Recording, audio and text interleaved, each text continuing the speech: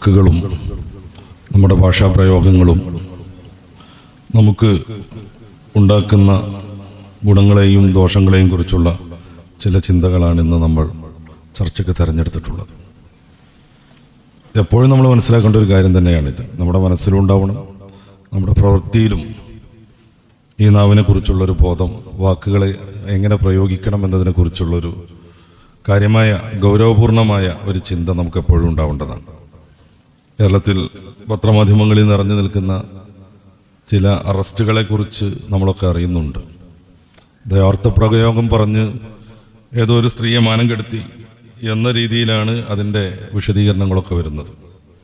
അത് ഇത്തരം സന്ദർഭങ്ങളിൽ നമ്മൾ സ്മരിക്കേണ്ടതും അവിധത്തിലുള്ള അബദ്ധങ്ങളിൽ വന്നു പോവാതിരിക്കാൻ ബോധപൂർവം ശ്രമിക്കേണ്ടതുമാണെന്ന് പ്രത്യേകം പറയേണ്ടതില്ലല്ലോ. മനുഷ്യനെ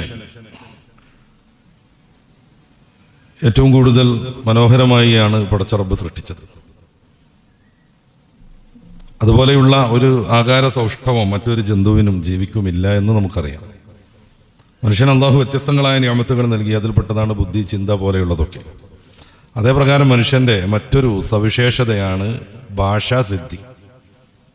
മനുഷ്യരല്ലാത്ത മറ്റു ജീവികൾക്കൊന്നും വിപുലമായ വാക്ക് പ്രയോഗങ്ങളില്ല, ഭാഷയില്ല, സാഹിത്യങ്ങളില്ല. അവരുടെ ജീവിതത്തിലെ വളരെ ചെറിയ ചില ആവശ്യങ്ങൾക്ക് വേണ്ടിയുള്ള സൂചനകൾ നൽകാനേ അവർക്ക് സാധിക്കും. മനുഷ്യനങ്ങനെയല്ല. അവൻ വിശാലമായി സംസാരിച്ചുകൊണ്ടിരിക്കുന്നു, വ്യത്യസ്തങ്ങളായ ഭാഷകൾ ഉപയോഗിച്ചുകൊണ്ടിരിക്കുന്നു. പുതിയ കണക്കനുസരിച്ച് 7111 ഭാഷകളുണ്ട് ലോകത്തുനിന്ന്. അതിൽ പലതൊക്കെ വിസ്തൃതങ്ങളാണ്, ചിലതൊക്കെ സ്മൃതിയിലേക്ക് എത്തുന്നു, മറ്റു ചിലതൊക്കെ എഴുത്തില്ല. അങ്ങനെ കുറേ വിഭാഗങ്ങളുണ്ട് അതിൽ. എന്തായാലും 7111 ഭാഷകളുണ്ട് ഇന്ന് ലോകത്ത്. അത് 141 ഭാഷാ ഗോത്രങ്ങളിലായിട്ടാണ് നിലകൊള്ളുന്നത്. ഒരു പൂർവ്വ ഭാഷയിൽ നിന്ന് ഭിന്നിച്ചും വികസിച്ചും വരുന്ന വ്യത്യസ്തങ്ങളായ ഭാഷകളെയാണ് ഒരു ഭാഷാഗോത്രം എന്ന് പറയാം. അപ്പോൾ അവ തമ്മിൽ നല്ല ബന്ധങ്ങളുണ്ടാകും, പദത്തിൽ സാമ്യത ഉണ്ടാകും, ഗ്രാമറിൽ പോലും ഭാഷാ നിയമങ്ങളിൽ പോലും അവ തമ്മിൽ നല്ല ബന്ധങ്ങളുണ്ടാകും. മനുഷ്യർ അത്രമേൽ ഭാഷകൾ ഉപയോഗിച്ചുകൊണ്ടിരിക്കുന്നു എന്നാണ് ഇതുകൊണ്ട് നമ്മൾ മനസ്സിലാക്കേണ്ടത്. അള്ളാഹു തന്നെ മനുഷ്യന് നൽകിയ നിഅമത്ത് പറയുമ്പോൾ സൂറത്തുർ റഹ്മാനിൻ്റെ 4-ാമത്തെ വചനത്തിൽ ഖലഖൽ ഇൻസാൻ അല്ലമഹുൽ ബയാൻ, അള്ളാഹു മനുഷ്യനെ പടച്ചങ്ങനെ മൃഗങ്ങളെപ്പോലെ വിട്ടില്ല. അല്ലമഹുൽ ബയാൻ, മനുഷ്യൻ്റെ ഭാഷ അള്ളാഹു പഠിപ്പിച്ചു കൊടുത്തു. അപ്പോൾ അടിസ്ഥാനപരമായി ഭാഷ അള്ളാഹുവാണ് പഠിപ്പിച്ചു തരുന്നത്. നബി അലൈഹിസ്സലാത്തു വസ്സലാമിനെ സൃഷ്ടിക്കുകയും മാലാഖമാരുടെ മുമ്പിൽ നബിയുടെ ശ്രേഷ്ഠത വെളിപ്പെടുത്താൻ വേണ്ടി അള്ളാഹു ചെയ്തത് ഈ ഭാഷാ പരിജ്ഞാനം വൈജ്ഞാനികമായ ശ്രേഷ്ഠത നൽകുകയായിരുന്നു.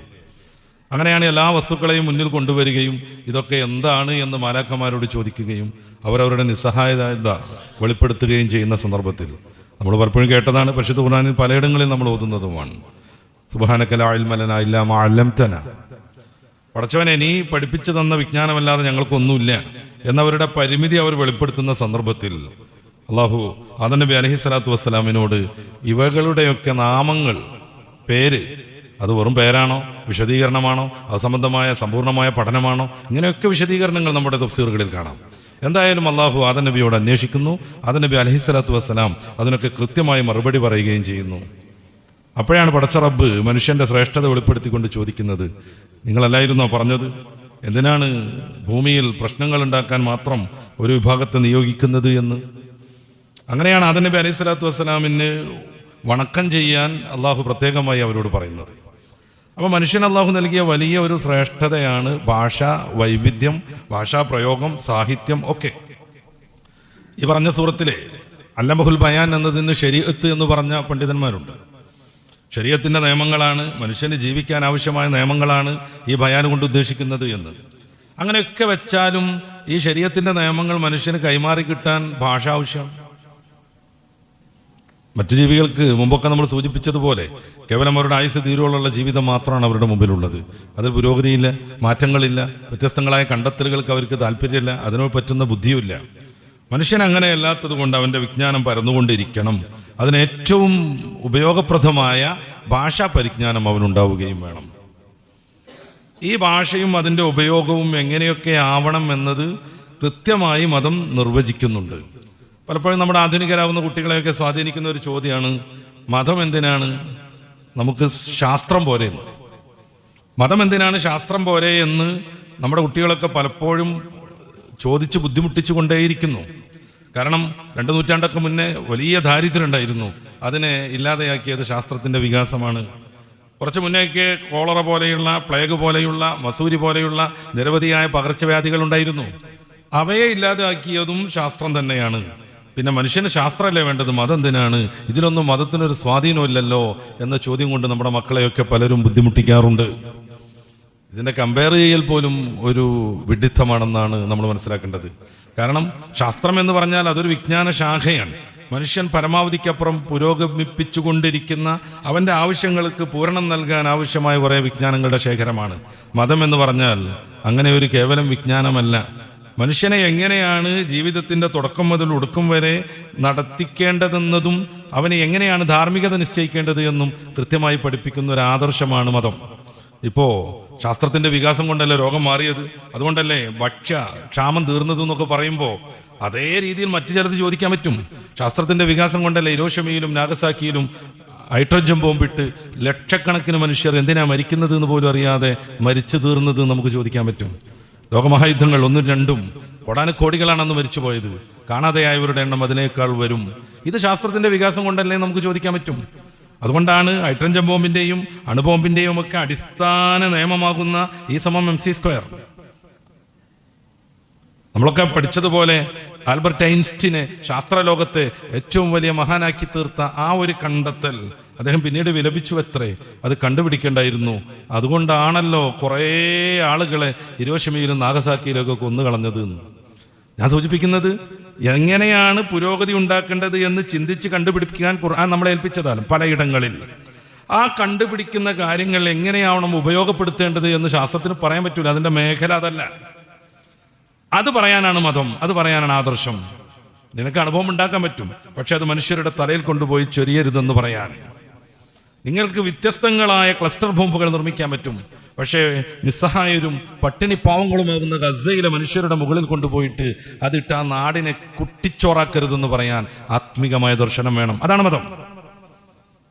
ഭാഷയുടെ കാര്യം എടുക്കുക, അതും അങ്ങനെ തന്നെ. നമുക്ക് സിദ്ധിയുണ്ട്, ഭാഷ വികസിപ്പിക്കാനുള്ള വിവിധങ്ങളായ മാർഗങ്ങളുണ്ട്. നമ്മുടെ മുത്താലിങ്ങളൊക്കെ വിവിധങ്ങളായ ഭാഷ പഠിച്ചുകൊണ്ടിരിക്കുന്നു.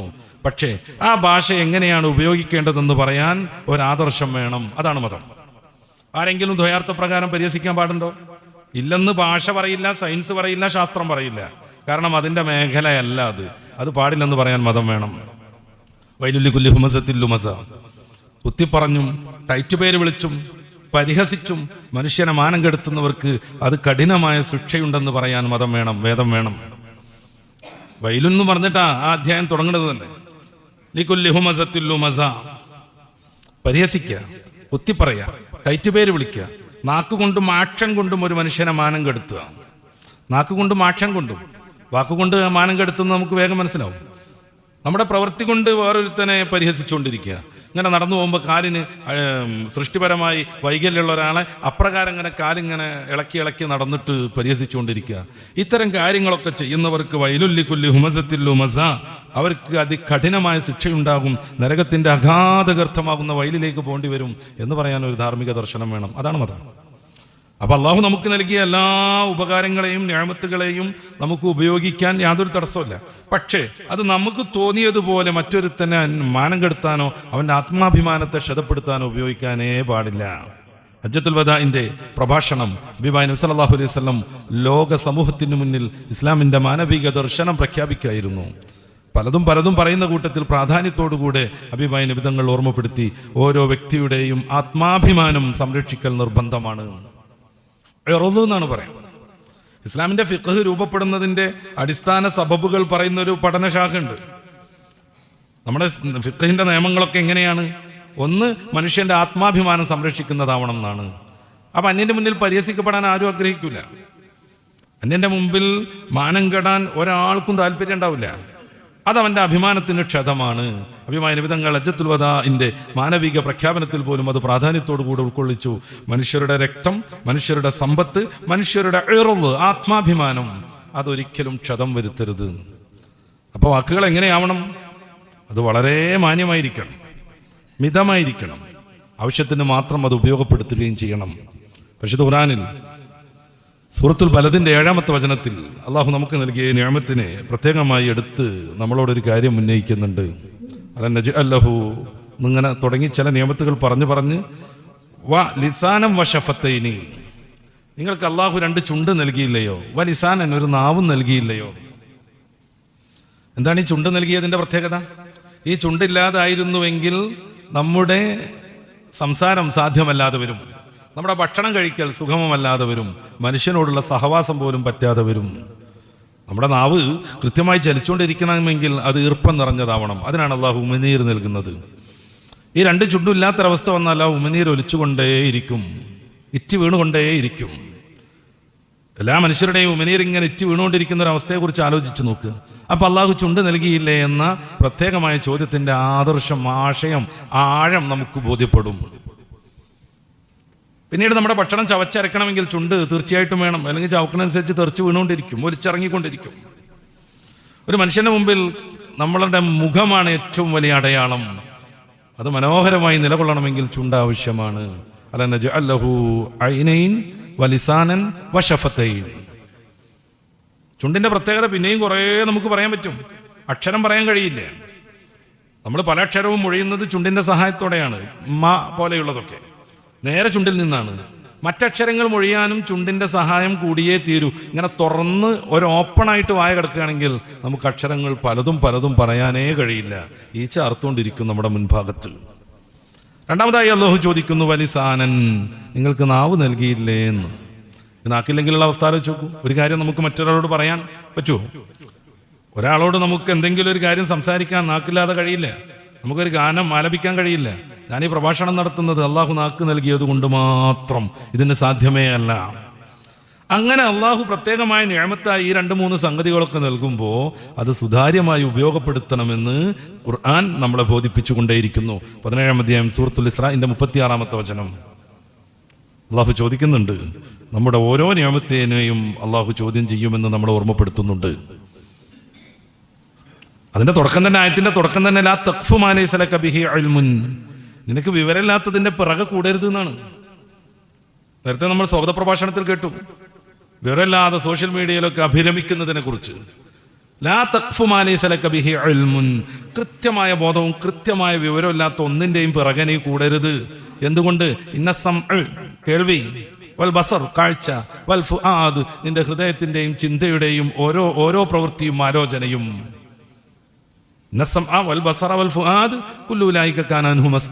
എല്ലാത്തിനെയും കുറിച്ച് ചോദ്യം ഉണ്ടാവും.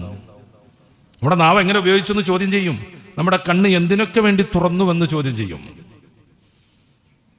ഈ നാക്ക് മനുഷ്യനെ വല്ലാതെ ദുനിയാവിലും ആഖിറത്തിലും തകർക്കുമെന്ന് ഓരോ വ്യക്തിയും ബോധത്തോടു കൂടെ ജീവിക്കണം. ഇസ്ലാമിൽ നിന്ന് പുറത്തു പോകണം എന്നുണ്ടെങ്കിൽ ഒരൊറ്റ വാക്ക് പറഞ്ഞാൽ മതി. നാക്കിന്റെ ഏറ്റവും വലിയൊരു ദൂഷ്യം അതാണ്. ഇസ്ലാമിൽ നിന്ന് പുറത്തു പോകണമെങ്കിൽ ഒരൊറ്റ വാക്കുകൊണ്ട് ഇസ്ലാമിൽ നിന്ന് പുറത്തു പോകും. ചിന്തകൾ കൊണ്ടുപോകും, പ്രവൃത്തികൾ കൊണ്ടുപോകും. അതങ്ങനെയാണ്. കൃത്യമായി മനുഷ്യനെ ഈ ഒരു ധാർമ്മിക രീതിയിലൂടെ കൊണ്ടുപോകലാണ് മതത്തിന്റെ ആദർശം. ഒരു പട്ടാളക്കാരെ സംബന്ധിച്ച് അവരുടേതായ പ്രവൃത്തി മേഖലകളിൽ എന്തൊക്കെ വിലക്കുകളുണ്ട് നമ്മൾ ആലോചിച്ച് നോക്കും. സാധാരണ ഡ്രസ്സ് ധരിക്കാൻ പറ്റുമോ? ഇല്ല. നിൽക്കേണ്ട പട്ടാളക്കാരന് എപ്പോഴെങ്കിലും ഒന്ന് ഇരിക്കാൻ പറ്റുമോ? ഇല്ല. അവന് ഇത്ര ഭാരം ചുമന്നുകൊണ്ട് ഇത്ര കിലോമീറ്റർ ഓടണമെന്ന നിയമത്തിൽ എന്തെങ്കിലും ഒരു വെള്ളം ചേർക്കാൻ പറ്റുമോ? ഇല്ല. അവൻ്റെ അത്ര പരിപാടികൾ നടക്കുമ്പോൾ സംസാരിക്കാൻ പറ്റുമോ? ഇല്ല. അങ്ങോട്ടും ഇങ്ങോട്ടൊന്നും നോക്കാൻ പാടുണ്ടോ? ഇല്ല. മാർച്ച് പാസ് നടക്കുമ്പോൾ, അവരുടെ പരിശീലനം നടക്കുമ്പോൾ, നമുക്ക് ഈ കുന്നിൻ്റെ മുകളിൽ പോയാലറിയാമല്ലോ, അത്ര ഗംഭീരമായ തീവ്രമായ വകുപ്പിൽപ്പെട്ട പട്ടാളമൊന്നും അല്ലെങ്കിൽ പോലും ഈ വകുപ്പിൽപ്പെട്ടവരാണ്. അവരുടെ മാർച്ച് പാസിനിടയിൽ അങ്ങോട്ടും ഇങ്ങോട്ടും നോക്കാൻ പറ്റുമോ? വണ്ടി പോകുന്നത് കാണാൻ പറ്റുമോ? ഇല്ല. എന്തുകൊണ്ട്? അവർക്കൊരു ലക്ഷ്യമുണ്ട്. ആ ലക്ഷ്യത്തിലേക്ക് പോകാൻ കുറേയേറെ നിയന്ത്രണങ്ങളുണ്ട്, കുറേ നിയമങ്ങളുണ്ട്. അതിനേക്കാൾ ഉദാത്തമായ ലക്ഷ്യമുണ്ട് മനുഷ്യന്. അവന് പരമമായ വിജയം, പരലോകത്തുള്ള അനന്തമായ ജീവിതത്തിൽ പരമാനന്ദത്തിലേക്ക് എത്തിച്ചേരൽ. ഇതിന് ചില നിയമങ്ങൾ പാലിക്കേണ്ടതുണ്ട്. അങ്ങോട്ടും ഇങ്ങോട്ടും നോക്കാൻ പറ്റൂല. അന്യ പെണ്ണിനെ നോക്കിക്കൂടാ. നിസ്കാരം നടത്തിക്കൊണ്ടിരിക്കുന്ന സമയത്ത് ചില പ്രത്യേകമായ നിയന്ത്രണങ്ങൾ ഉണ്ടാകും.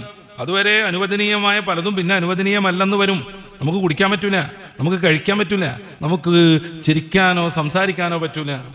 കാരണം അത് മാർച്ച് പാസ്സാണെന്ന് വെറുതെ കൂട്ടിക്കോളൂ, അവരെ നടത്തിക്കൊണ്ടിരിക്കുകയാണെന്ന് കൂട്ടിക്കോളൂ.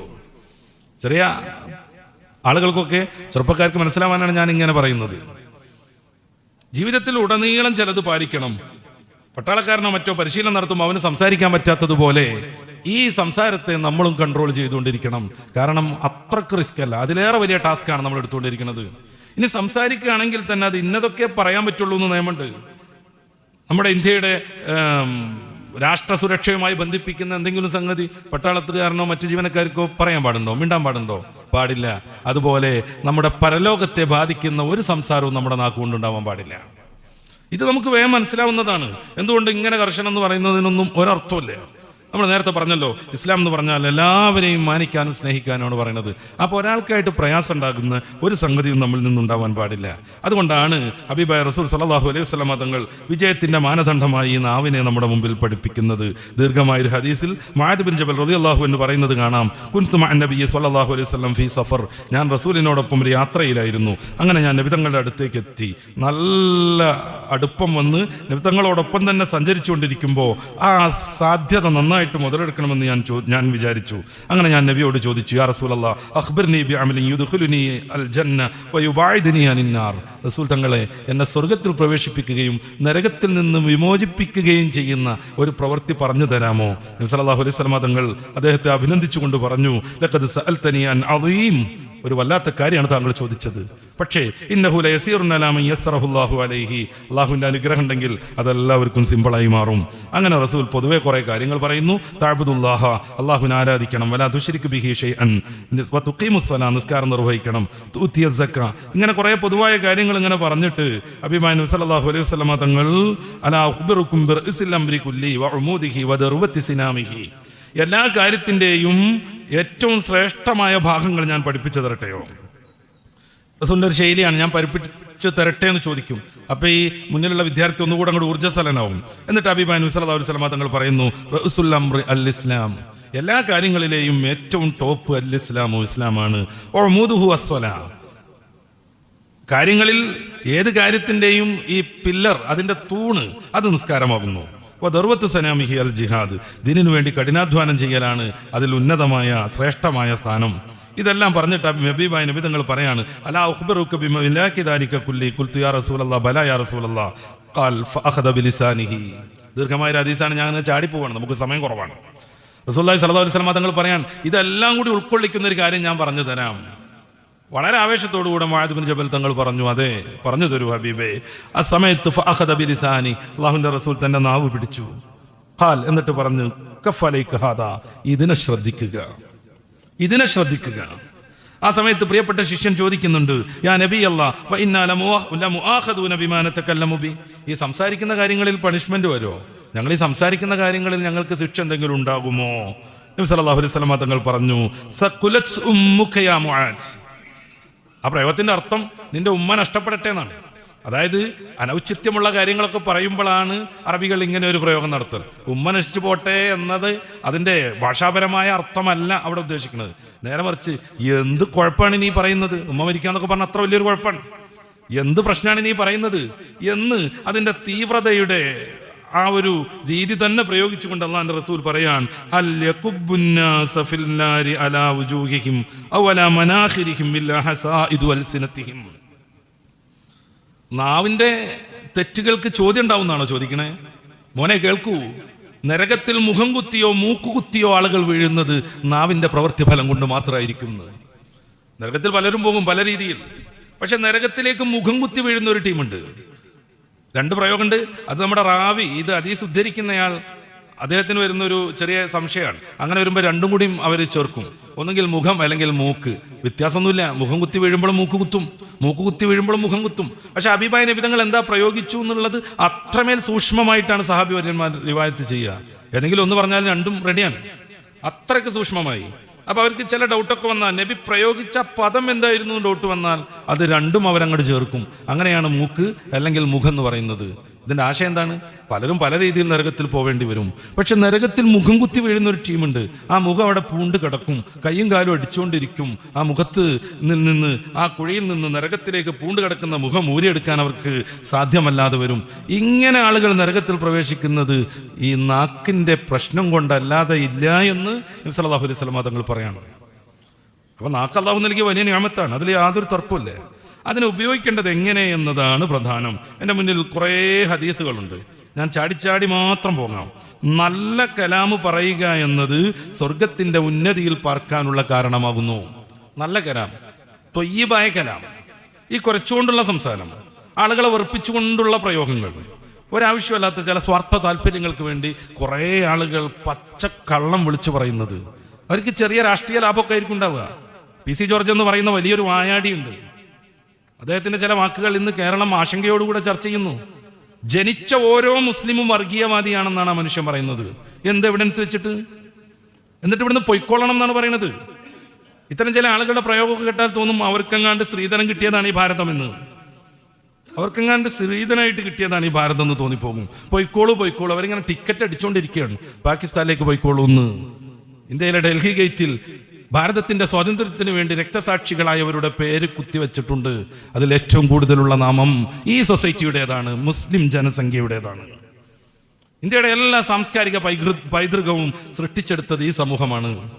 തുടക്കം മുതൽ ഒടുക്കം വരെ ഇന്ത്യയുടെ സ്വാതന്ത്ര്യത്തിന് വേണ്ടി കായികമായും സാമ്പത്തികമായും കഠിനാധ്വാനം ചെയ്തവർ ഈ സമൂഹമാണ്. മറ്റു ചില ആളുകൾ ഇല്ലാന്നൊന്നല്ല പറയണത്. ഇത്രമേൽ ശക്തമായി രാജ്യത്തിന് വേണ്ടി പ്രവർത്തിച്ച ഒരു സമൂഹത്തോട് മുസ്ലിമായി ജനിച്ചോ വർഗീയവാദിയാണെന്നൊക്കെ പറയാം. നാവിനെ സൂക്ഷിക്കണ്ടേ നമ്മൾ? ഇതുകൊണ്ടുണ്ടാവുന്ന അനർത്ഥങ്ങളെയും ഇതുകൊണ്ടുണ്ടാവുന്ന തീപിടുത്തങ്ങളെയും ശ്രദ്ധിക്കണ്ടേ? പലരും ഇപ്പം അങ്ങനെയാണ്.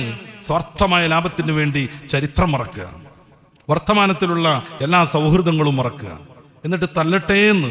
അങ്ങനെ തല്ലിക്കഴിഞ്ഞാൽ ചിലപ്പോൾ 1-2 ടൈമിൽ ഭരണം കിട്ടുമായിരിക്കും. അത് കഴിഞ്ഞാലോ എല്ലാത്തിനും മുകളിൽ പടച്ചുറപ്പിന്റെ ദർശനമുണ്ടെന്ന് ആരും മറന്നു പോകരുത്. അമേരിക്ക കത്തിക്കൊണ്ടിരിക്കുന്നു എന്നാണ് പറയുന്നത്.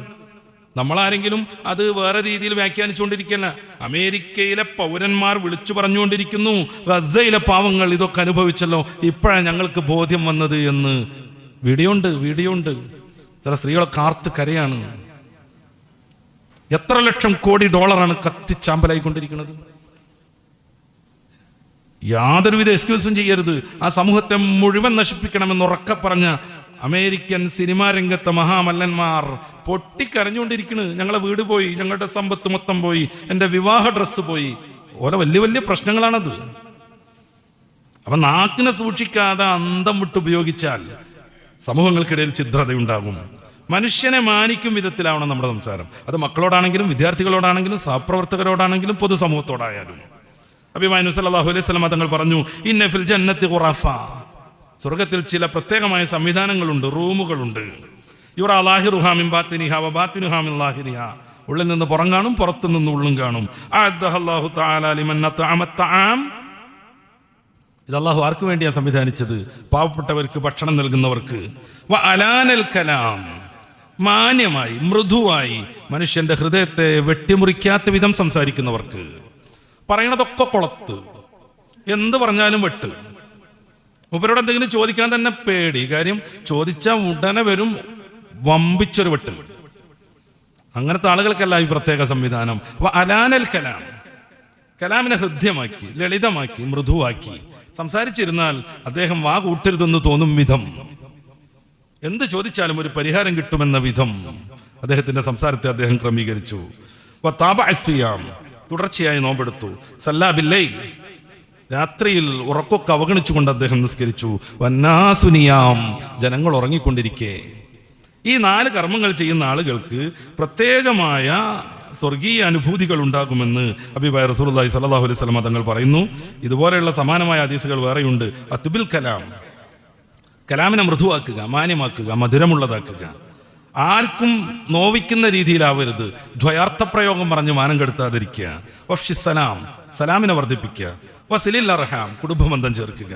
വസല്ലി ബില്ലൈൽ വന്നാസുനിയാം, രാത്രി എഴുന്നേറ്റ് നിസ്കരിക്കുക, ജനങ്ങളെല്ലാം ഉറങ്ങുകയായിരിക്കും. അപ്പോൾ അങ്ങനെ വന്നാൽ സുമദുഖുലിൽ ജന്നത ബിസലാം, ആശ്വാസപൂർവ്വം സ്വർഗത്തിൽ പ്രവേശിച്ചേക്കുക.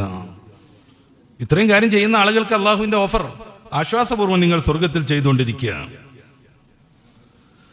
ഇതുപോലെയുള്ള കുറേ ഹദീസുകൾ നമ്മുടെ മുമ്പിലുണ്ട്.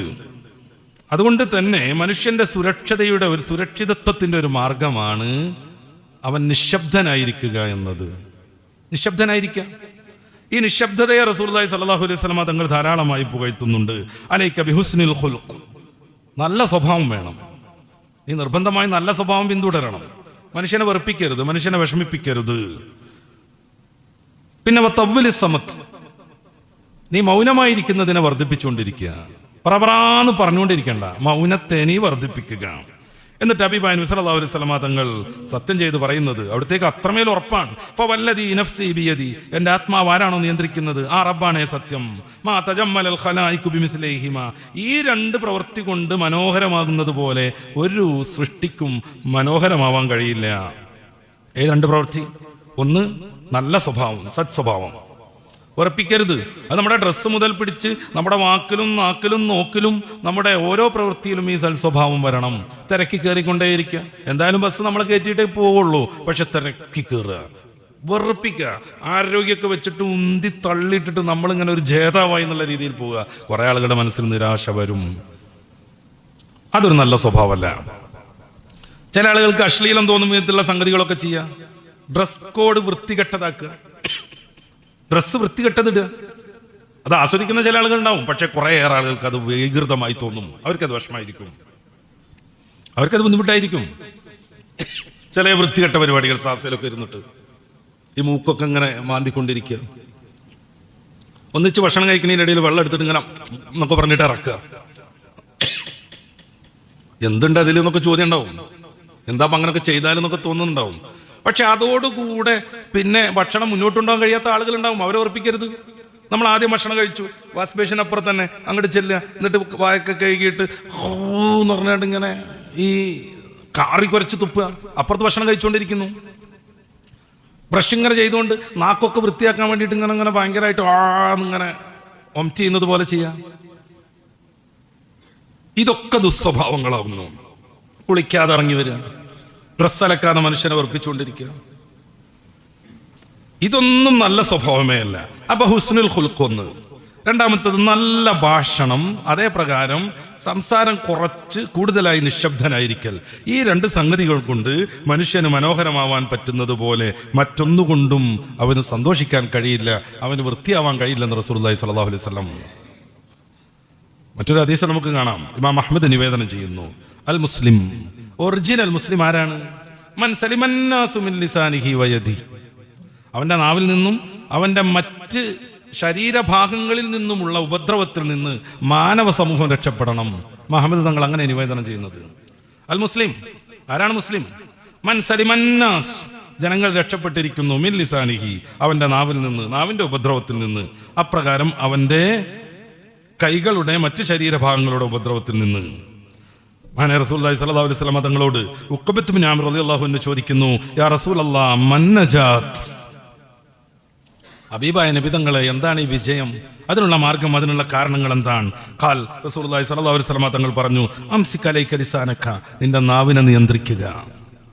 വിജയം എന്താന്ന് ചോദിക്കുമ്പോൾ മുത്തറസൂൽ വളരെ ആർജവത്തോടുകൂടെ, ഒരു ചെറിയ സങ്കോചം പോലും ഇല്ലാതെ പറയുന്നത്, അംസിക് അലൈക ലിസാനക, നിന്റെ നാവിനെ പിടിച്ചു വെക്കുക, നിയന്ത്രിക്കുക. പിന്നെ നിന്റെ വീട്ടിൽ നീ വേണ്ട കാര്യങ്ങളൊക്കെ ചെയ്യുക, പിന്നെ നിന്റെ തെറ്റുകളുടെ പേരിൽ നീ ഖേദിക്കുക എന്ന് തുടർന്ന് പറയുന്നുണ്ട്. ഒന്നാമതായി അഭിമാന വിധങ്ങൾ പറയുന്നത് നാവിനെ നിയന്ത്രിക്കാൻ തന്നെയാണ്. ലാ യസ്തഖീമു ഈമാനു അബ്ദിൻ, അവിടുന്ന് പറയുന്നു, അനസ് റളിയല്ലാഹു അൻഹു നിവേദനം ചെയ്യാൻ, ഒരാളുടെയും ഈമാൻ സ്റ്റേണായി നിൽക്കൂല, അത് ശരിയാവൂല. ഹത്താ യസ്തഖീമ ഖൽബുഹു, അവന്റെ ഹൃദയം നന്നായിട്ട് ഉറച്ചു നിൽക്കുന്നത് വരെ. വലാ യസ്തഖീമു ഖൽബുഹു ഹത്താ യസ്തഖീമ ലിസാനുഹു, നാവ് കൃത്യമായി നിലകൊള്ളുന്നത് വരെ ഹൃദയത്തിന് കൃത്യമായി നിലകൊള്ളാൻ കഴിയില്ല. വലാ യദ്ഖുലുൽ ജന്നത റജുലുൻ ലാ യഅ്മനു ജാറഹു ബിമാ ബവാഖിഅഹു, ഒരു മനുഷ്യന്റെ ഉപദ്രവത്തിൽ നിന്ന് അയൽവാസി രക്ഷപ്പെടുന്നില്ലേ, ആ മനുഷ്യൻ ഒരിക്കലും സ്വർഗത്തിൽ പ്രവേശിക്കാൻ കഴിയില്ലെന്ന് അല്ലാഹുവിന്റെ റസൂൽ സല്ലല്ലാഹു അലൈഹി വസല്ലം തങ്ങൾ ഓർമ്മപ്പെടുത്തുന്നു. നമ്മൾ എങ്ങനെ സംസാരിച്ചാലും അതൊരു 4 വിധത്തിലാണ് വരിക. ഒന്നുകിൽ നമുക്ക് ഉപകാരമുള്ളത് പൂർണ്ണമായും, അല്ലെങ്കിൽ പൂർണ്ണമായും ഉപദ്രവമുള്ളത്, അതല്ലെങ്കിൽ ഉപകാരമുണ്ട് ഉപദ്രവമുണ്ട്, അല്ലെങ്കിൽ ഉപകാരമല്ല ഉപദ്രവമല്ല. ഇതിൽ പൂർണ്ണമായി ഉപകാരമുള്ളതേ പ്രയോഗിക്കാവൂ എന്നാണ് പൂർവികരാകുന്ന മഹാപണ്ഡിതന്മാരുടെ നിർദ്ദേശം. ഇബ്രാഹിം ഇബ്നുൽ അദ്ഹം റളിയല്ലാഹു അൻഹു മൗനിയായിരിക്കുമായിരുന്നു. അനന്തമായി അദ്ദേഹത്തിന്റെ നിശബ്ദത നീളുമ്പോൾ ചില ശിഷ്യന്മാരൊക്കെ പറയും, എന്തെങ്കിലും ഒന്ന് സംസാരിക്കൂ ഗുരു എന്ന്. ആ സമയത്ത് മഹാനുഭാവൻ ഈ 4 സംഗതി പറയും. എന്ത് പറഞ്ഞാലും ഒന്നുകിൽ ഏറ്റവും ഉപകാരമുള്ളതായിരിക്കും, അല്ലെങ്കിൽ ഉപദ്രവമുള്ളതായിരിക്കും, അല്ലെങ്കിൽ ഉപകാരവും ഉപദ്രവവും ചേർന്നതായിരിക്കും, അല്ലെങ്കിൽ ഇത് രണ്ടും ഇല്ലാത്തതായിരിക്കും. അവിടുന്ന് പറയും 3 ഈ രീതിയിലുള്ള വാക്കുകളും ഉപേക്ഷിക്കണം. 100% ഉപകാരമുള്ളത് മാത്രമേ പറയാവൂ. അങ്ങനെ വരുമ്പോൾ ദീർഘമൗനം വരും. മൊത്തം സംസാരത്തിൽ 4/3 ഭാഗവും മിണ്ടാണ്ടിരിക്കേണ്ടി വരും. ഇത് തന്നെയാണ് മഹാനായ അബൂബക്കർ സിദ്ദീഖ് റളിയല്ലാഹു അൻഹുവിന്റെ ജീവിതത്തിൽ നമുക്ക് കാണുന്നത്. ഇത് തന്നെയാണ് ഇമാമുന ഷാഫിഈ റളിയല്ലാഹു അൻഹു നമ്മളോട് പറയുന്നത്. ഇമാം നവവി അവിടുത്തെ ശറഹ് മുസ്ലിമിൽ വമിൻ ഹുസ്നി ഇസ്ലാമിൽ മർഇ തർക്കുഹു മാ ലാ യഅനി എന്ന് പറയുന്ന ഹദീസ് വിശദീകരിച്ചുകൊണ്ട് ഈ ഒരു കാര്യം പറയുന്നുണ്ട്. നീ എന്ത് പറയുകയാണേലും ചിന്തിക്കണം അത് ഉപകാരപ്രദമാണോ എന്ന്. ഉപകാരപ്രദമാണെന്ന് കൃത്യമായി ബോധ്യപ്പെട്ടാൽ ആവശ്യത്തിന് മാത്രം പറയണം. അത് പറഞ്ഞു പരത്തിയിട്ട് കുറെ ടൈം നശിപ്പിക്കരുത്. കേൾക്കുന്നവനെ ഉപദ്രവിക്കരുത്. ഇനി അത് ഉപദ്രവമാണ് എന്ന് ബോധ്യപ്പെട്ടാലോ ഒരക്ഷരം മിണ്ടിപ്പോകരുത്. ഷാഫി തങ്ങൾ പറയണം, ഇനി ഉപകാരമല്ല ഉപദ്രവമല്ല അങ്ങനെയാണ് നമുക്ക് തോന്നുന്നതെങ്കിലും നീ മിണ്ടാണ്ടിരിക്കണം. കാരണം പരപരാ പറഞ്ഞുകൊണ്ട് തീർക്കാനുള്ളതല്ല മുഅ്മിനിന്റെ ജീവിതം. സല്ലല്ലാഹു അലൈഹി വസല്ലം തങ്ങൾ പറയുന്നുണ്ട്, കുല്ലു കലാം ഇബ്നി ആദം, മനുഷ്യരുടെ എല്ലാ വർത്തമാനങ്ങളും അലൈഹി ലാലഹു, അവന് വിഷമാണത്, അവന് അനുകൂലമായിരിക്കില്ല. ഏത് വർത്താനം എടുത്താലും പൊതുവെ അത് അവന് വിഷമായിരിക്കും. എന്നിട്ട് അവിടുന്ന് പറയില്ല അംറും ബിൽ മഅറൂഫ് വനഹ്യുൻ അനിൽ മുൻകർ ഔ ദിക്റുല്ലാഹി, അള്ളാഹുവിനെ ദിക്ർ ചൊല്ലലും നന്മ കൽപ്പിക്കലും തിന്മ വിരോധിക്കലുമല്ലാത്ത ഏത് വാക്കും മനുഷ്യനെ സംബന്ധിച്ച് വലിയ പാതകമായി വരുമെന്ന് ഹബീബായ റസൂൽ സല്ലല്ലാഹു അലൈഹി വസല്ലം തങ്ങൾ പറയുന്നു. ഖുർആനിൽ സൂറത്തുൽ ഇൻഫിത്താറിന്റെ 10-ാമത്തെ വാക്യത്തിൽ വഇന്ന അലൈക്കും ലഹാഫിളീൻ കിറാമൻ കാതിബീൻ, നിങ്ങളെ ശ്രദ്ധിച്ചുകൊണ്ടിരിക്കുന്ന കുറേ മാലാഖമാർ നിങ്ങളോടൊപ്പം ഉണ്ടെന്ന് പറയുന്നുണ്ട്. ഇപ്രകാരം തന്നെ സൂറത്ത് ഖാഫിന്റെ 17-18 വാക്യങ്ങളിൽ അനിൽ യമീനി വഅനിൽ ശിമാലി ഖഈദ്, ഇടതും വലതുമായിരിക്കുന്ന 2 പേരുണ്ട്. മാ യൽഫദു മിൻ ഖൗലിൻ ഇല്ലാ ലദൈഹി റഖീബുൻ അതീദ്, ഇവർ രേഖപ്പെടുത്തിയിട്ടല്ലാതെ ഒരക്ഷരം മൊഴിയാൻ ഉരിയാടാൻ നിങ്ങൾക്ക് സാധ്യമല്ലെന്ന് ഖുർആൻ വ്യക്തമായ രീതിയിൽ നമ്മൾ ഓർമ്മപ്പെടുത്തുന്നുണ്ട്. എന്താ അതിന്റെ മാന ആലോചിച്ച് നോക്കി. യമീനിലും ഷിമാലിലുമായി ആളിരിപ്പുണ്ട്. എന്തിനു വേണ്ടിയാണ്? എന്ത് പറയുന്നു, എന്തൊക്കെ പ്രവർത്തിക്കുന്നു എന്ന് കൃത്യമായി രേഖപ്പെടുത്താൻ. അതുകൊണ്ട് തന്നെ നാവ് എന്ന് പറയുന്ന അനുഗ്രഹത്തെ പരമാവധിക്കപ്പുറം ശ്രദ്ധാപൂർവമാണ് നമ്മൾ ഉപയോഗിക്കേണ്ടത് എന്ന് മഹാന്മാരായ പണ്ഡിതന്മാർ ഹദീസും ഖുർആനും ഉദ്ധരിച്ചുകൊണ്ട് നമ്മളെ ഓർമ്മപ്പെടുത്തുന്നു. ഇമാം തുർമിദി നിവേദനം ചെയ്യുന്ന ഒരു ഹദീസിൽ കാണാം, മുആദ് ബിൻ ജബൽ റളിയല്ലാഹു അൻഹു റസൂലുള്ളാഹി സ്വല്ലല്ലാഹു അലൈഹി വസല്ലം തങ്ങളോട് ചോദിച്ച് ഈ നാക്കിന്റെ വിഷയങ്ങളൊക്കെ അറിഞ്ഞതിന് ശേഷം അവിടുന്ന് സംസാരിക്കുന്ന വാക്കുകളിൽ വലിയ ശ്രദ്ധ പുലർത്തിയതിനെ കുറിച്ച്. നേരത്തെ നമ്മൾ പറഞ്ഞു ദിക്റുള്ള കൊണ്ട് നാവിനെ സുരക്ഷിതാക്കാൻ പറ്റുമെന്ന്. ചെറിയ പദങ്ങൾ കൊണ്ട് ധാരാളമായി കൂലി കിട്ടുന്ന, പ്രതിഫലം കിട്ടുന്ന ദിക്റുകളുണ്ട്. അത് തന്നെ പ്രത്യേകമായ രീതിയിൽ നമ്മൾ സംസാരിക്കേണ്ടതാണ്, മറ്റൊരു ക്ലാസ്സിൽ തന്നെ സംസാരിക്കേണ്ടതാണ്. നമുക്കൊക്കെ അറിയാവുന്നതുപോലെ അതിനുവേണ്ടി നമ്മുടെ സമയം ചെലവഴിക്കുമ്പോൾ കുറേയേറെ ഉപകാരങ്ങൾ ഈ നാവ് കൊണ്ട് തന്നെ നമുക്ക് ലഭ്യമാവുകയും ചെയ്യും. മഹാനായ റസൂലുള്ളാഹി സ്വല്ലല്ലാഹു അലൈഹി വസല്ലം തങ്ങൾ മിഅ്റാജ് നടത്തുമ്പോൾ തന്റെ പിതാവാകുന്ന ഇബ്രാഹിം നബി അലൈഹിസ്സലാത്തു വസ്സലാമിനെ കണ്ടുമുട്ടുന്നത് നമുക്ക് ഹദീസിൽ കാണാൻ പറ്റും.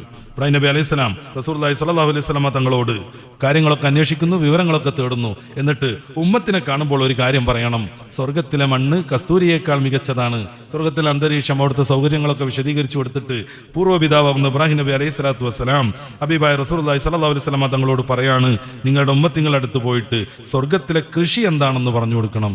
സുബ്ഹാനല്ലാഹ് വൽഹംദുലില്ലാഹി വലാ ഇലാഹ ഇല്ലല്ലാഹു വല്ലാഹു അക്ബർ. ഇതാണ് സ്വർഗത്തിലെ കൃഷി.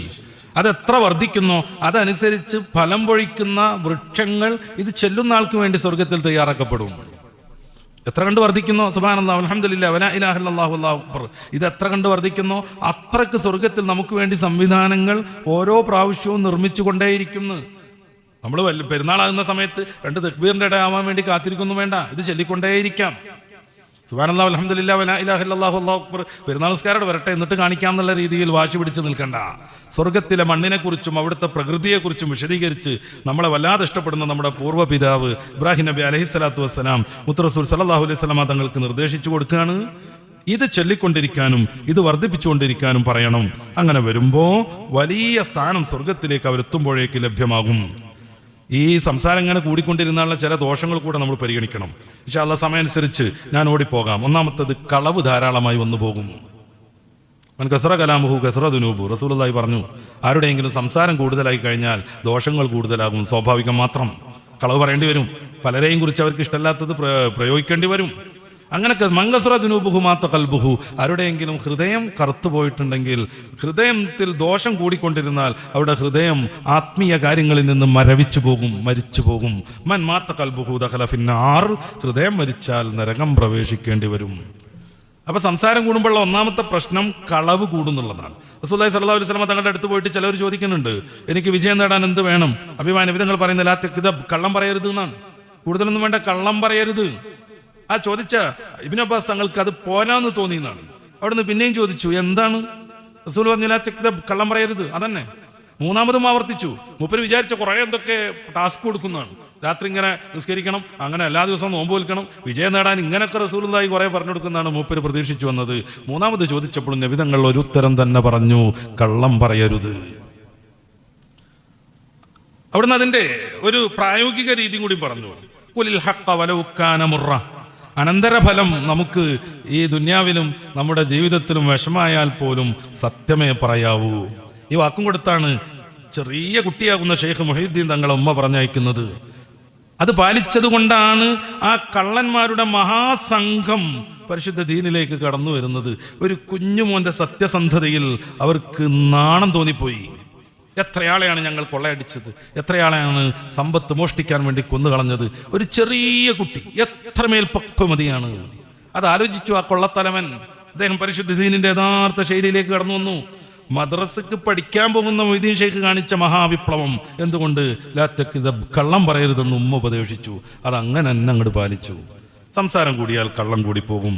രണ്ടാമത്തേത് ഗീബത്ത് കൂടും, നമീമത്ത് കൂടും. ഗീബത്ത് വല്ലാത്തൊരു പ്രശ്നമാണ്. മറ്റു ദോഷങ്ങളൊക്കെ അള്ളാഹുവിൻ്റെ അടുത്തേക്ക് നമ്മൾ അങ്ങോട്ട് തൗബ ചെയ്ത് മടങ്ങിയാൽ ആത്മാർത്ഥമാണെങ്കിൽ റബ്ബ് പുറത്തേക്കും. ഗീബത്തിന് ഇനി എത്ര ആത്മാർത്ഥത കാട്ടിയിട്ടും കാര്യമില്ല. നമ്മൾ ആരെയാണോ അത് പറഞ്ഞത് അദ്ദേഹം പുറത്തു തരണം. അതുകൊണ്ടാൽ ഗീബത്തു അശദ്ദു മിനസ് സിനാ, വ്യഭിചാരത്തേക്കാൾ പ്രയാസാണ്, കുരുത്തം കെട്ടതാണ് ഗീബത്ത് എന്ന് മഹാനായ റസൂലുള്ളാഹി സ്വല്ലല്ലാഹു അലൈഹി വസല്ലം തങ്ങൾ പറഞ്ഞത്. ഇമാം ഗസാലി തങ്ങളുടെ മുഖാശഫത്തുൽ ഖുലൂബിൽ അതേക്കുറിച്ച് ദീർഘമായ ഉപന്യസിച്ചിട്ടുണ്ട്. അത് വായിച്ചു കഴിഞ്ഞാൽ നമുക്ക് മിണ്ടണ്ടെന്ന് തോന്നിപ്പോകും. അപ്പോൾ ദുന്യാവ് ഇത്രക്കം മതി എന്നുള്ളതാണ് ഇസ്ലാമിന്റെ കൺസെപ്റ്റ്. അതുകൊണ്ടല്ലേ ഖലഖൽ മൗത വൽ ഹയാത്ത്, അല്ലാതെ ഖലഖൽ മൗത വൽ ഹയാത്ത് സൂറത്തുൽ മുൽക്കിന്റെ 2-ാമത്തെ വചനത്തിൽ അങ്ങനെയുള്ളത്. മരണത്തെ പടച്ചു റബ്ബ്, അനന്തരമായ ജീവിതത്തെയും. ഈ ജീവിതം അതത്ര പരാമർശിക്കേണ്ട സംഗതിയേ അല്ല. അതുകൊണ്ടാണ് റസൂലുള്ളാഹി സ്വല്ലല്ലാഹു അലൈഹി വസല്ലം തങ്ങൾ സങ്കടത്തോടു കൂടെ തന്റെ കാലിന്റെ അടുത്ത് വന്നിരുന്ന് പൊട്ടിക്കരഞ്ഞ ഉമറുൽ ഫാറൂഖ് തങ്ങളെ പിടിച്ചെഴുന്നേൽപ്പിക്കുന്നത്. നബി തങ്ങളെ കാണാൻ വേണ്ടിയിട്ട് റൂമിൽ വന്നപ്പോ ഓലമടലിൽ കിടക്കുകയാണ്, പച്ച ഈത്തപ്പനയുടെ മടലിൽ കിടക്കുകയാണ്. മുത്തറസൂലിന്റെ പുറത്താകെ അതിന്റെ ചിഹ്നങ്ങൾ അങ്ങനെ വന്നിരിക്കുന്നു. ഒരു തോൽപാത്രത്തിൽ ഇത്തിരി വെള്ളമുണ്ട്. തോല് ഉറക്കിടാൻ ഉപയോഗിക്കുന്ന കുറച്ച് രൂക്ഷതയുള്ള ഇലകളുണ്ട്. ആ വീട്ടിൽ മറ്റൊന്നില്ലായിരുന്നു. ഉമറുൽ ഫാറൂഖ് തങ്ങൾക്ക് സങ്കടമായി. അങ്ങ് ലോകത്തിന്റെ നായകൻ, സ്വർഗത്തിന്റെ നായകൻ, സ്വർഗം ഉദ്ഘാടനം ചെയ്യേണ്ട മഹാത്മാവ്, പടച്ചുറബിന്റെ ഏറ്റവും ശ്രേഷ്ഠമാം സൃഷ്ടി, എന്താ അവസ്ഥ? കിസ്രയിലും കൈസറിലും ഒക്കെ ഉള്ള രാജാക്കന്മാർ വലിയ കൊട്ടാരത്തിൽ എല്ലാ ആനന്ദങ്ങളും ആസ്വദിച്ചുകൊണ്ട് ജീവിച്ചുകൊണ്ടിരിക്കുന്നു. എനിക്ക് സഹിക്കാൻ പറ്റണില്ല റസൂലേ എന്ന് പറഞ്ഞ് സയ്യിദുനാ ഉമറുൽ ഫാറൂഖ് കരഞ്ഞു. മുത്തറസൂൽ സല്ലല്ലാഹു അലൈഹി വസല്ലം പിടിച്ചു ഉയർത്തി. എന്നിട്ട് പറഞ്ഞു, നമുക്ക് ഈ ആഖിറവും അവർക്കൊക്കെ ഈ ദുന്യാവും ആവുന്നതിൽ താങ്കൾക്കൊരു കൗതുകവും തോന്നുന്നില്ലേ ഉമർ? അമാ തർള, താങ്കൾക്ക് ഇഷ്ടാവുന്നില്ലേ? ദുന്യാവ് ഇങ്ങനെയൊക്കെ നമ്മുടെ നാട് പോയി കിട്ടും. നേരെ മറിച്ച് ആഖിറമാണ് നമുക്ക് ലഭ്യമാവാനുള്ളത്. അവരുടെയൊക്കെ ആഖിറം, സ്വർഗം, ആനന്ദം, അവരുടെ പരമമായ സന്തോഷം ഇവിടെ വെച്ച് തന്നെ തീർന്നു പോകും. അത് അങ്ങയെ പ്രചോദിപ്പിക്കുന്നില്ലേ എന്ന് മഹാനായ ഉമർ തങ്ങളോട് മുത്തറസൂൽ ചോദിക്കുന്നു. അതുകൊണ്ടാണ് തലയണ ഉണ്ടാക്കാൻ വേണ്ടി സഹാബാ കിറാം രഹസ്യയോഗം ചേർന്ന് മകളും ഹബീബായ നബി തങ്ങളുടെ ഭാര്യയുമായ ഹഫ്സ ബീവി റളിയല്ലാഹു അൻഹയോട് ആ വിഷയം തൻ്റെ പിതാവിനോട് പറയാൻ വേണ്ടി സഹാബാ കിറാം പറഞ്ഞയക്കുന്നത്. അവർ സ്വീകരിച്ചൊരു വഴി നോക്കുങ്ങൾ. മണലിങ്ങനെ കൂട്ടി കപ്പയ്ക്ക് തറ ഇരിക്കുന്നത് പോലെ മണൽ കൂട്ടിയിട്ട് അതൊന്നും ഇങ്ങോട്ട് പരത്തി വെച്ചിട്ട് അതുമ്മ തല വെച്ചിട്ട് സുഖസുന്ദരമായിട്ട് ഉറങ്ങും. വീട് പട്ടിണിയാണ്. തനിക്ക് അവകാശപ്പെട്ടതുപോലും ബൈത്തുൽ മാലിൽ നിന്ന് മഹാനായ ഉമർ റളിയല്ലാഹു അൻഹു സ്വീകരിക്കില്ല.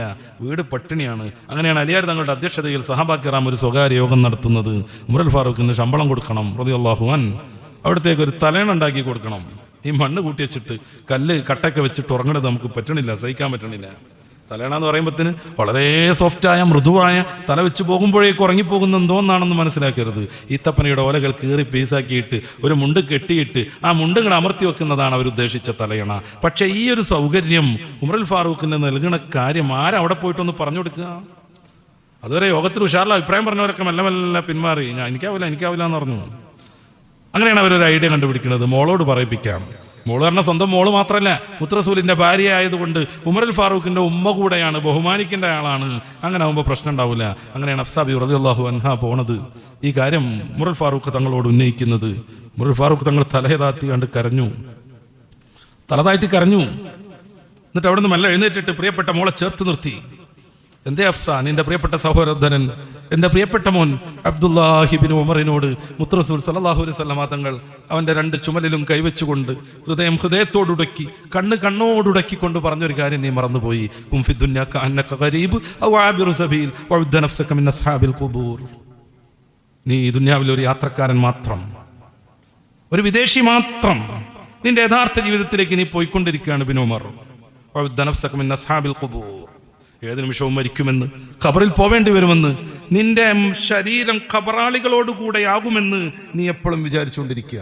മോളെ ഹഫ്സ, ഞാനും എൻ്റെ പ്രിയപ്പെട്ട കൂട്ടുകാർ മുത്തറസൂലും അബൂബക്കർ സിദ്ദീഖും ഒന്നിച്ചൊരു യാത്ര തുടങ്ങിയവരാണ്.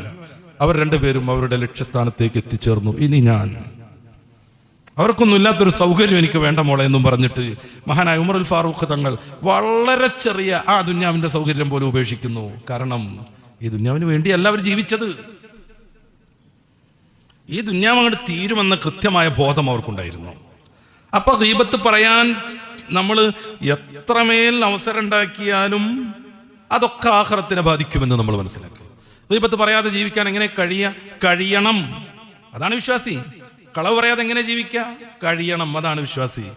അത് ഏതോ നബിയുടെ കാലം എന്നൊന്നും ആരും വിചാരിക്കരുത്. ബഹുമാന്യരാകുന്ന സുലൈമാൻ ഉസ്താദിനോട് ഒരു പ്രശ്നം പറഞ്ഞുകൊണ്ടിരിക്കുമ്പോ ഒരു പക്ഷം പറഞ്ഞു അത്രേ, മറ്റൊരു നുണ പറഞ്ഞതാണ് എന്ന്. അങ്ങനെ കേട്ടിട്ടുണ്ട്. സുലൈമാൻ ഉസ്താദ് ആകെ കൗതുകമായി. അവർ ചോദിച്ചു അത്രേ, മുഅ്മിനായ മനുഷ്യന്മാര് പൊള്ളു പറയേന്ന് ഉപർക്ക് സങ്കല്പിക്കാൻ പറ്റണില്ല. നബി തങ്ങളുടെ കാലത്തെക്കുറിച്ചല്ല പറയണത്. നമുക്കിടയിൽ ജീവിക്കുന്ന, നമ്മൾ കാണുന്ന, നമ്മൾ അറിയുന്ന, പലപ്പോഴും നമ്മൾ തൊട്ട നമ്മുടെ സ്വന്തം നേതാവായ സുലൈമാൻ ഉസ്താദിന് മുസ്ലിമായ ഒരു മനുഷ്യൻ പൊള്ളു പറയാന്നുള്ളത് ഉൾക്കൊള്ളാൻ പറ്റണില്ല. അങ്ങനെ ജീവിച്ച അനന്തകോടികളുണ്ട്. സംസാരം കൺട്രോൾ ചെയ്യണമെന്ന് കരുതിയിട്ട് കല്ല് കടിച്ചു പിടിച്ച് നടന്ന സയ്യിദുനാ അബൂബക്കർ സിദ്ദീഖ് തങ്ങളെക്കുറിച്ച് ഇമാമുന ഗസാലി ഇഹ്യാ ഉലൂമുദ്ദീനിന്റെ അജായിബുൽ ഖുലൂബ് എന്ന ഭാഗത്ത് വിശദീകരിക്കുന്നുണ്ട്. ചെറിയ മണിക്കല്ല് കടിച്ചു പിടിക്കും. എന്തിനാ? മിണ്ടാണ്ടിരിക്കാൻ. വല്ലതും സംസാരിക്കുകയാണെങ്കിൽ ഈ കല്ലൊക്കെ മാറ്റിവെച്ചിട്ട് ബോധപൂർവം പറയണം. അപ്പോഴേക്ക് അതിൻ്റെ രൂക്ഷതയും അതിൻ്റെ സഭ്യതയും ഒക്കെ മനസ്സിലാക്കാൻ പറ്റും. എന്നിട്ട് നന്മയാണെന്ന് ബോധിപ്പിക്കാൻ പറ്റും, ബോധ്യപ്പെടാൻ പറ്റും. എന്നിട്ടേ പറയാവൂ. ഒരു മനുഷ്യന് ഇഷ്ടമല്ലാത്തത് അവൻ്റെ അവസാന്നിധ്യത്തിൽ പറയാന്നുള്ളതാണ് ഗീബത്ത്. ഗൈബത്ത് എന്നൊക്കെ പറഞ്ഞാൽ തന്നെ അസാന്നിധ്യം എന്നാണ്. പക്ഷേ ഖുർആൻ സൂറത്തുൽ ഹുജറാത്തിന്റെ 12-ാമത്തെ വചനത്തിൽ മറ്റേതെങ്കിലും ഒരു തെറ്റിനെ കുറിച്ച് അത്രമേൽ തീവ്രമായ ഒരു പ്രയോഗം നടത്തിയിട്ടുണ്ടോ എന്ന് എനിക്ക് ഓർമ്മയില്ല.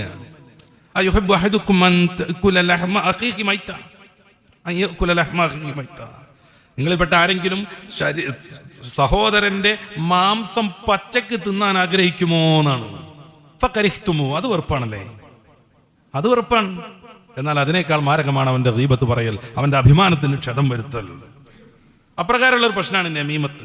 അങ്ങോട്ടും ഇങ്ങോട്ടും പറഞ്ഞ് കേണി പറഞ്ഞിട്ട് ഒരു ടീമിനെ തെറ്റിച്ചുകൊണ്ടിരിക്കുക. ഭാര്യ ഭർത്താക്കന്മാരെ, മക്കളെയും വാപ്പമാരെയും സുഹൃത്തുക്കളെ, അധ്യാപകരെയും ശിഷ്യരെയും സാമൂഹികമായി ബന്ധം സ്ഥാപിക്കേണ്ട ഓരോരുത്തരെയും അങ്ങോട്ടും ഇങ്ങോട്ടും വല്ല കെണീസും പറഞ്ഞു കൊടുത്ത് തെറ്റിക്കുക. ഇതിനാണ് നമീമത്ത് എന്ന് പറയാ. അങ്ങനത്തെ ആളുകൾക്കുള്ള ശിക്ഷയെക്കുറിച്ച് റസൂലുള്ളാഹി പറഞ്ഞിട്ടുണ്ട്. മറ റസൂലുള്ളാഹി ബൈന ഖബറൈൻ, 2 ഖബറിന്റെ ഇടയിലൂടെ റസൂലുള്ളാഹി നടന്നുപോയി. അവർ 2 പേരും കഠിനമായ ശിക്ഷയിലാണെന്ന് അവിടുന്ന് പറഞ്ഞു.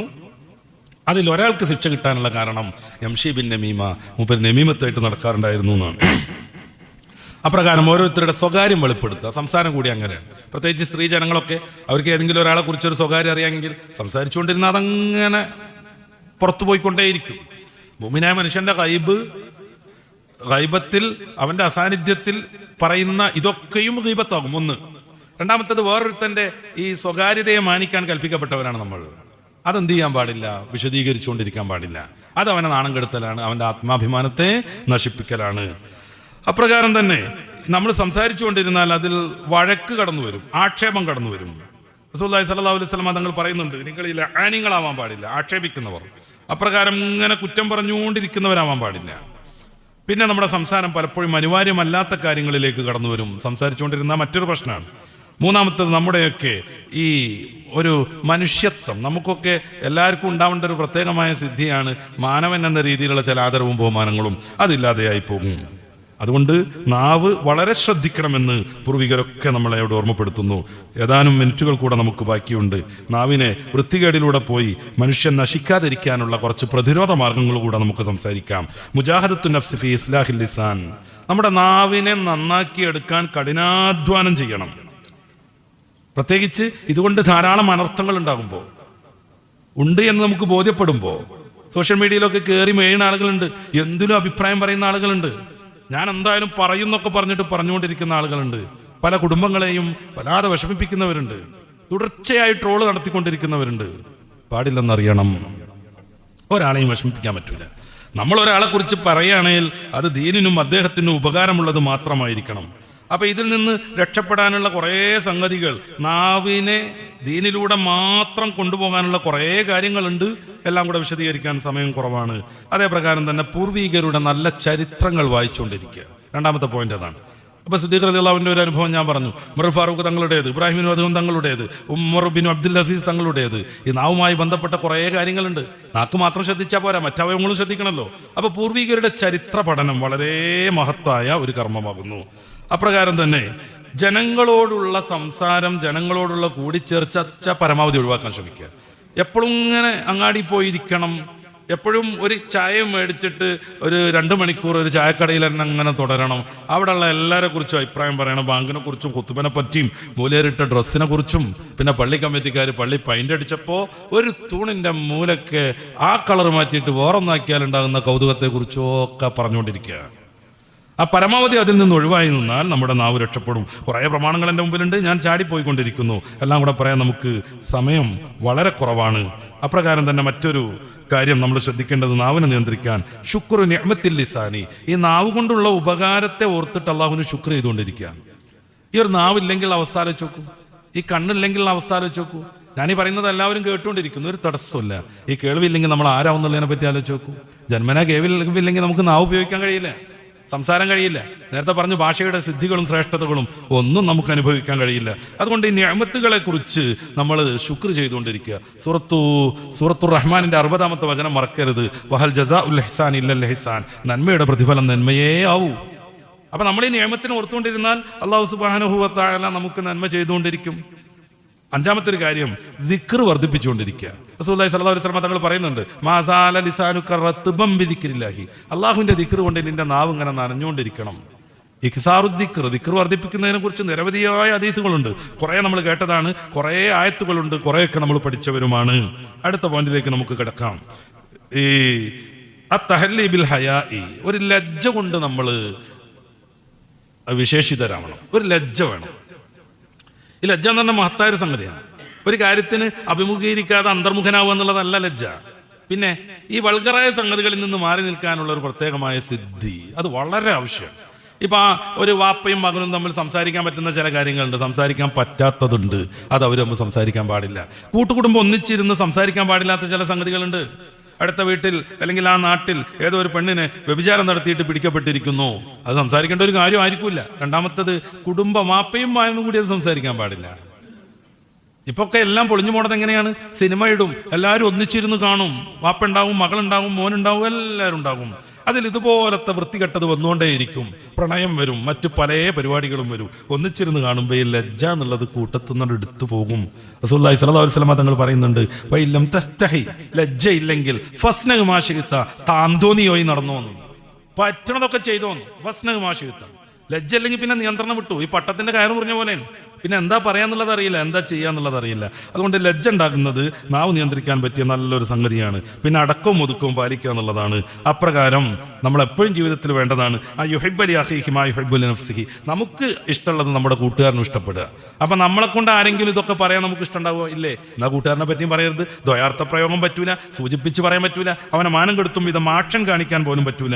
നമ്മുടെ ബോഡി ലാംഗ്വേജ് പോലും അവനക്ക് ഏറ്റവും കൂടുതൽ ഇഷ്ടകരമാവണം. ഒരിക്കലും ഉറപ്പുണ്ടാക്കുന്നതാവരുത്.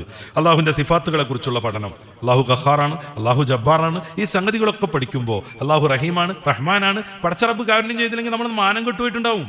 പടച്ചറബ് കാരുണ്യം ചെയ്തില്ലെങ്കിൽ നമ്മൾ മാനം കെട്ടുപോയിട്ടുണ്ടാവും. ഒരു നല്ല സദസ്സിൽ നമ്മളിങ്ങനെ ഇരിക്കുമ്പോൾ ഒന്നിച്ചങ്ങനെ വിസർജിച്ചു പോയി സങ്കല്പിച്ചു നോക്കൂ. ഒരു നിക്കാഹിന്റെ വേദിയിൽ ആയിരക്കണക്കിന് ആളുകൾ ഇരിക്കുന്ന ഒരു വേദിയിൽ വെച്ചിട്ട് നമ്മളങ്ങോട്ട് ഒംറ്റ് ചെയ്തു സങ്കല്പിച്ചു നോക്കൂ. ഒരു പള്ളിയിൽ വെച്ചിട്ട് എന്തായാലും ഒംറ്റിയിലൊക്കെ സ്വാഭാവികമാണ് നമ്മുടെ ഈ ഛർദിയൊക്കെ വരിക എന്നുള്ളത്. പക്ഷെ തൽക്കാലത്തേക്ക് മാനം കെട്ടില്ലേ, കുറെ ആൾ വെറുത്തില്ലേ, ആ സദസ്സ് നമ്മളെ കൊണ്ട് അലങ്കോലപ്പെട്ടില്ലേ, ആ പള്ളിയുടെ കാർപ്പറ്റ് പിന്നെ എന്ത് ചെയ്യാൻ പറ്റും?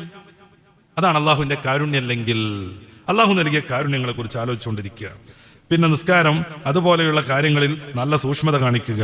പിന്നെ നാവിനെ നിയന്ത്രിക്കുമ്പോഴുണ്ടാകുന്ന ഗുണങ്ങളെക്കുറിച്ച് ആലോചിച്ചുകൊണ്ടിരിക്കുക. ഞാൻ ചുരുക്കി പറയണേ. പിന്നെ ദ്വാ, അള്ളാഹുവിന് വേണ്ടി ദ്വാ ചെയ്തുകൊണ്ടിരിക്കുക. കഴിഞ്ഞ പ്രാവശ്യം നമ്മൾ ദ്വാനെ വിശദീകരിച്ചിട്ടുണ്ട്, അതുകൊണ്ട് ഞാൻ അത് ആവർത്തിക്കുന്നില്ല. മരണസ്മരണയെ വർദ്ധിപ്പിക്കുക. ആഖിറത്തിലുണ്ടാകുന്ന ഭീകരതകളെ കുറിച്ച് നമ്മൾ ചിന്തിച്ചുകൊണ്ടിരിക്കുക. ഇമാമൊക്കെ പറയുന്ന ഒരു പ്രധാനപ്പെട്ട പോയിന്റ് ഉണ്ട്. ആ ചിന്ത അങ്ങനെ വന്നിട്ടുണ്ടെങ്കിൽ പിന്നെ നമുക്ക് മാനം കെടാൻ കഴിയില്ല എന്നാണ് ഇഹ്യാഉലുദ്ദീനിന്റെ 3-ാം വാള്യത്തിന്റെ 217-ാമത്തെ പേജിൽ. അപ്പോൾ കൂടുതലായി മിണ്ടാണ്ടിരിക്കുക എന്നുള്ളത് ജീവിത വിജയത്തിന് ഏറ്റവും അനിവാര്യമായൊരു സംഗതിയാകുന്നു. അതുകൊണ്ടാണ് മുത്ത് റസൂൽ സല്ലല്ലാഹു അലൈഹി വസല്ലം തങ്ങൾ പറഞ്ഞത്, മൻ സമത്ത നജാ, മിണ്ടാണ്ടിരുന്നാൽ വിജയിച്ചു. പുതിയ കാലത്ത് പല ബിസിനസ്സുകാരും അറസ്റ്റ് ചെയ്യപ്പെടുമ്പോൾ, നാക്കിൻ്റെ പ്രശ്നം കൊണ്ട് സമൂഹങ്ങൾക്കിടയിൽ ഛിദ്രത വരുമ്പോൾ, പ്രശ്നങ്ങളുണ്ടാകുമ്പോൾ, വിഷമങ്ങൾ പലരും സഹിച്ചുകൊണ്ടിരിക്കുമ്പോൾ എല്ലാവരും ആലോചിക്കേണ്ട ഒരു വാക്കാണ് മൻ സ്വമത്ത നജ, മിണ്ടാണ്ടിരുന്നാൽ വിജയിച്ചു. ഇതാര് പറഞ്ഞു? ഉഴ്തീതു ജവാമിഉൽ കലിം, സാരസമ്പൂർണ്ണ വചനസിദ്ധി എന്നിൽ പ്രസാദിച്ചുവെന്ന് ആത്മാഭിമാനത്തോടുകൂടെ പറയാൻ പറ്റിയ ലോകത്തിൻ്റെ മഹാഗുരു മുഹമ്മദുർ റസൂലുള്ളാഹി. അതിലൊരു മാറ്റമില്ലേ? ആർക്കുമേ ഒരു ശകരം പോലും ഇത് നിരൂപിക്കാനും പറ്റില്ല. മൻ സ്വമത്ത നജ, മിണ്ടാണ്ടിരുന്നോ രക്ഷപ്പെടും. ദ്വയാർത്ഥ പ്രയോഗം വേണ്ട, ആരെയും വിഷമിപ്പിക്കേണ്ട. ആത്മാഭിമാനത്തിന് വലിയ പ്രാധാന്യം നൽകുന്നുണ്ട്. നാവിൽ നിന്നും ശരീരത്തിൻ്റെ മറ്റുപദ്രവങ്ങളിൽ നിന്നും മാനവ സമൂഹം രക്ഷപ്പെട്ടാലേ യഥാർത്ഥ മുഅ്മിനാകൂ എന്ന് ഇമാം അഹ്മദ് റളിയല്ലാഹു അൻഹു നിവേദനം ചെയ്ത ഹദീസിൽ അഭിമാന വിധങ്ങൾ പറയുന്നുണ്ട്. അതുകൊണ്ട് നാവിനെ നിയന്ത്രിക്കാം, ദിക്ർ വർദ്ധിപ്പിക്കാം. ഫിക്റും അള്ളാഹുവിനെ കുറിച്ചും പരലോകത്തെക്കുറിച്ചുള്ള ചിന്തയും വഴി ഈ ലോകത്തിൻ്റെ നിസ്സാരതകളെ നമുക്ക് ബോധ്യത്തിലേക്ക് കൊണ്ടുവരാം. അങ്ങനെ പരലോകത്തിന് വേണ്ടി കഠിനാധ്വാനം ചെയ്ത് നാവിനെ നിയന്ത്രിച്ച് ശരീരഭാഗങ്ങളെ നിയന്ത്രിച്ച് ഹബീബായ റസൂലുള്ളാഹി സ്വല്ലല്ലാഹു അലൈഹി വസല്ലം തങ്ങൾ പറഞ്ഞതുപോലെ നാവും ലൈംഗിക ഭാഗങ്ങളും തെറ്റ് ചെയ്യില്ലെന്ന് ഒരാൾ എനിക്ക് വാക്ക് നൽകിയാൽ അവന് സ്വർഗം നൽകാമെന്ന് ഞാൻ ജാമ്യം നിൽക്കുന്നുവെന്ന് അത് പറയാൻ ആധികാരികതയുള്ള മുഹമ്മദ് റസൂലുള്ളാഹി സ്വല്ലല്ലാഹു അലൈഹി വസല്ലം തങ്ങൾ നമ്മൾ പറഞ്ഞതാണ്. അത് ഓർത്തുകൊണ്ടേയിരിക്കുക. അള്ളാഹു നമ്മെ സംരക്ഷിക്കട്ടെ. നാവിനെയും മറ്റവയവങ്ങളെയും നിയന്ത്രിച്ച് പരലോകത്ത് ശ്രേഷ്ഠരാവാൻ നമ്മെയും നമ്മുടെ സമൂഹത്തെയും നമ്മളോട് ബന്ധമുള്ള എല്ലാവരെയും പടച്ചറബ് അനുഗ്രഹിക്കുമാറാവട്ടെ. എല്ലാവർക്കും വിശാലമായി ചിന്തിക്കാനുള്ള മനസ്സ് നൽകുമാറാവട്ടെ. ഇന്ത്യ എല്ലാവരുടേതുമാണ്. ഇന്ത്യ തകരരുത്, ഒരിക്കലും നശിക്കരുത്, മരിക്കരുത്. നമ്മുടെ സംസ്കാരങ്ങളെല്ലാം അങ്ങനെ തന്നെ നിലനിൽക്കണം. പൂന്തോട്ടത്തിൽ വ്യത്യസ്തങ്ങളായ പുഷ്പങ്ങളായി വ്യത്യസ്തങ്ങളായ ആദർശങ്ങളും മതങ്ങളും ഒക്കെ വേണം. അങ്ങനെയുള്ള മനോഹരമായ ഇന്ത്യ അള്ളാഹു നിലനിർത്തി തരുമാറാവട്ടെ എന്ന് ആത്മാർത്ഥമായി പ്രാർത്ഥിച്ച് നമുക്ക് അവസാനിപ്പിക്കാം. വാഖിറു ദഅ്വാനാ അൽഹംദുലില്ലാഹി. അസ്സലാമു അലൈക്കും വറഹ്മത്തുള്ളാഹി.